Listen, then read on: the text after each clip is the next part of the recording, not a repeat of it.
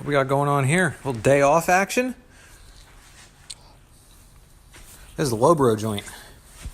And this is for the drive shaft. This is kind of what it goes in and out on. And there's a polish spot.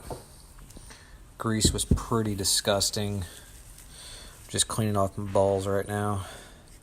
You know how that is. Making sure they're nice and clean. I'm going to measure them here and make sure they're round.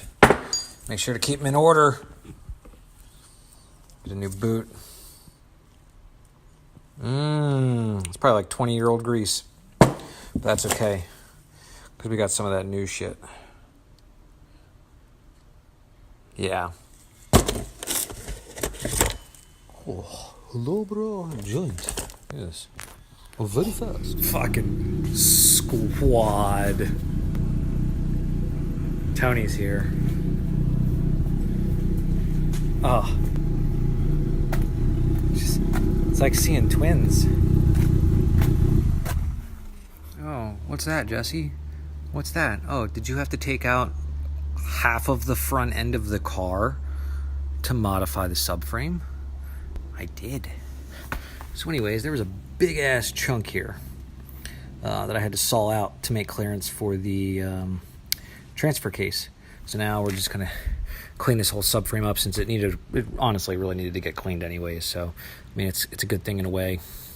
And we're gonna change that boot while we're off there. So it's some good stuff that needed to get done legitimately. So it just sucks that I didn't realize sooner that this had to come off. We also have our Evo 3 control arms right here.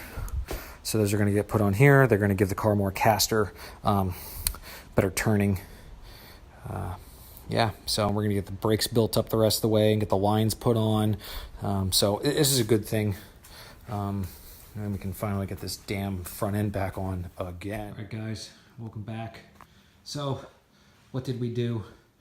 We had to drop the whole subframe because the transfer case did not fit.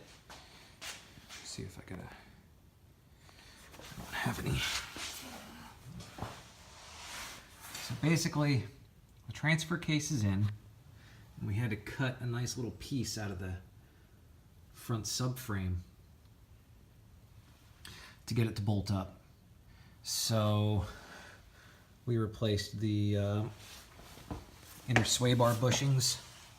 I don't know if you can see that in there, you probably can't. Got some polyurethane ones, did the brake lines. So everything's all bolted up and torqued back down. And what are we doing today? We are drilling spot welds. So these are the rear differential mustache bar brackets that bolt onto the sidewall. And I could have just made something, but why not go with OEM? So drilling some spot welds, and then we're gonna go ahead and put her back here. Basically what it does is it's gonna mold to this area right here, bolt in. I'm sorry, not bolt in, and then I'm gonna weld it in. Just put some spot welds, take some more of that floor out, tack this up, close this, and then get some sheet metal in the back here. Hopefully get this closed up soon. So that's what we're doing today, but I'll come back. So the moral of the story today is you have to go backwards to go forwards. Why do you say? Well, here's what we're doing. We're getting ready to weld this tunnel bracket, and we're just gonna tack it up in a few spots down there. And that's to hold that guy up. But I wanna get that guy done so that I can get the rear ones mounted, because the rear ones have to get welded in this little corner over here. But it has to be angled properly to get the pinion angle correct, or else the Lobro joint will fail and the bolts will go out.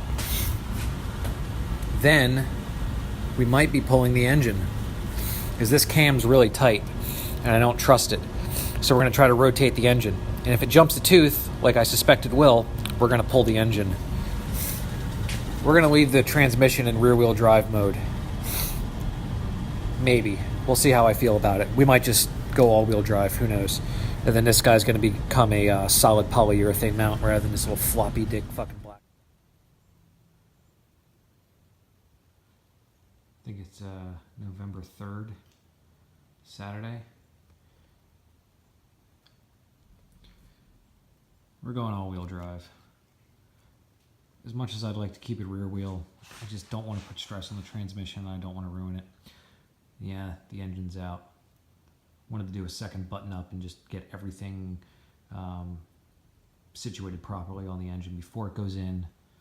Obviously, it was a little bit of work pulling it, but it'll be cleaner in the end. Still got some of the wiring. Other than that, it's pretty clean though. I got a couple minor things I have to do, like wiring, but I was looking at the schematics last night. It won't be that bad. I've got a whole bunch of fuel stuff on the way.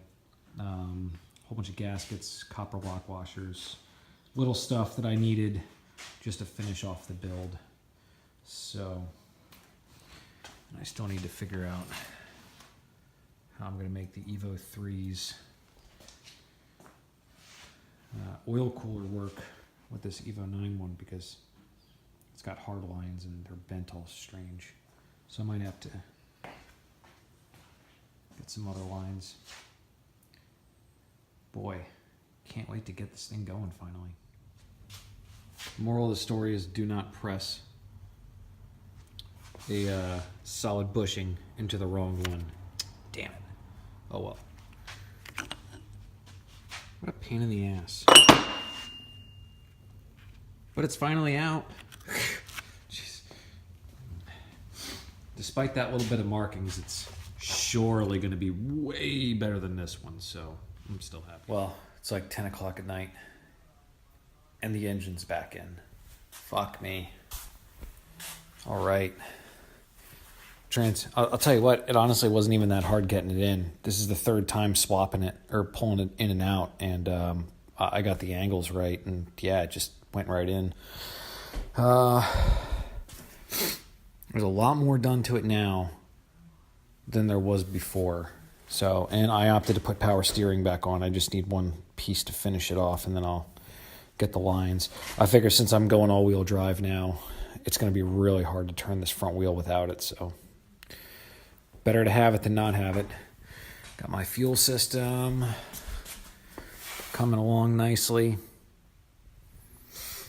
No wires. It'll look really nice and clean in here soon. Pretty fucking sweet. Live reporting from underneath the car, we have an all-wheel drive 1995 Mitsubishi Mirage. There's the drive shaft. Just got the tunnel bracket all welded up. It's not welded up, it's tacked in a bunch of spots. Transfer case. Oh boy. That's an all-wheel drive car. Just got some more welding to do up around these diff brackets on each side. I gotta weld the back sides up. And then suspension's good. I gotta bleed the brakes. And then we can actually put the car on the ground. And we just need a couple more things to do up here with the fuel system and some wiring, and we're good.